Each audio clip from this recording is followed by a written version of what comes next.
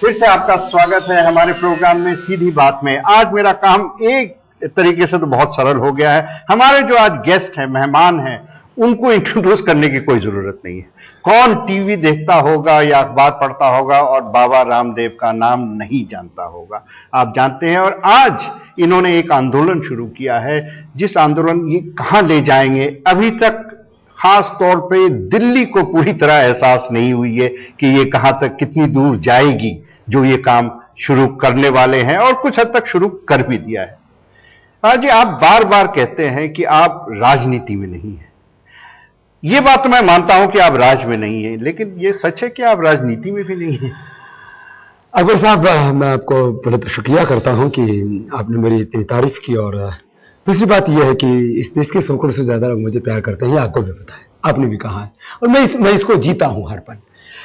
तो राजनीति मुझे वह कुछ भी नहीं दे सकती जो मैंने ना पाया हो, लेकिन इस देश का एक जिम्मेदार नागरिक होने के नाते मैं भी चाहता हूं मेरे देश के नागरिकों का जहां अच्छा जीवन हो वहां राजनीति भी अच्छी, लोगों का जीवन सेहतमंद हो, हमारी राजनीति भी सेहतमंद होनी चाहिए।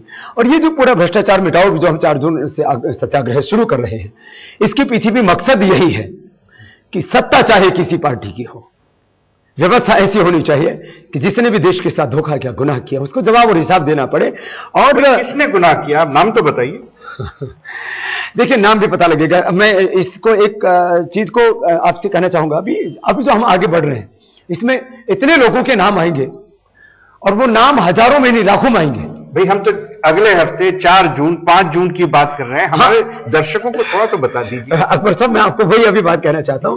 अभी हमने जो है भ्रष्टाचार मिटाओ सत्याग्रह के लिए पहले प्रधानमंत्री जी को पत्र लिखा, उसके जवाब में माननीय प्रधानमंत्री जी का पत्र आया। क्या कह रहे हैं प्रधानमंत्री जी? प्रधानमंत्री जी कह रहे हैं कि स्वामी जी, आपने जो मुद्दे उठाए हैं राष्ट्रहित के, मैं उनसे पूरी तरह से सहमत हूं, और काले धन के बारे में जो आपकी मुहिम है, सरकार भी उस संदर्भ में पूरी तरह से काम करने के लिए प्रतिबद्ध है, और आपके साथ में हम मिलकर के काम करने के लिए तत्पर हैं।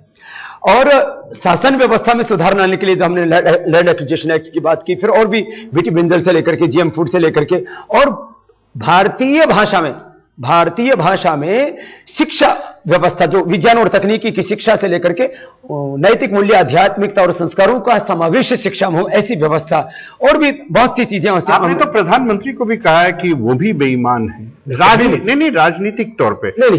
देखिए, आपने कहा कि हाँ, फाइनेंशियली नहीं है, पैसे के मामले में मैंने कहा, मैं भी मानता हूं, सब मानते हैं, राजनीतिक तौर पर उनको अपनी जिम्मेदारी निभानी पड़ेगी, और उसके लिए उन्होंने जो अब तत्परता दिखाई है उससे ऐसा लगता है। और मैं इस बार महसूस कर रहा हूं एक बड़ा परिवर्तन। वक्त के साथ सब जगह परिवर्तन होता है। मैं भी एक दिन बच्चा था, अब आप भी एक दिन थे जब बच्चे थे, और आप देखो, आप अभी भी ऐसे, तो आपकी मुस्कुराहट महसूस ऐसी लग रही है, लेकिन अब देखो वक्त के साथ हम बड़े हुए, तो वक्त के साथ परिवर्तन यह हुआ कि मैंने भी नहीं सोचा था कि 4 जून से पहले सरकार मुझसे बात करे, क्योंकि बहुत हमारी तकरार हो चुकी थी, और अब मैं कोई तकरार नहीं करना चाहता, कोई टकराव नहीं करना चाहता, और हमारी कोई पुश्तैनी, इनसे कोई दुश्मनी थोड़ी। हम ये चाहते हैं कि जो हमने राष्ट्रहित के लिए काला धन का मुद्दा, और उसको काले धन को जो अवैध तरीके से बाहर जमा है उसको राष्ट्रीय संपत्ति घोषित करना, उसको बाहर जमा कराना, राष्ट्रीय द्रोह का अपराध की श्रेणी का अपराध उसको घोषित करना, वापस लाने के लिए यूएन कन्वेंशन को पास करना। यूएन कन्वेंशन को इन्होंने रेक्टिफाइड कर दिया। आगे जो फिजिकली पैसा गया उसको फिजिकली कैसे वापस लाया जाए, जो टेक्निकली गया उसको कैसे, आप जो नाम पूछ रहे हैं,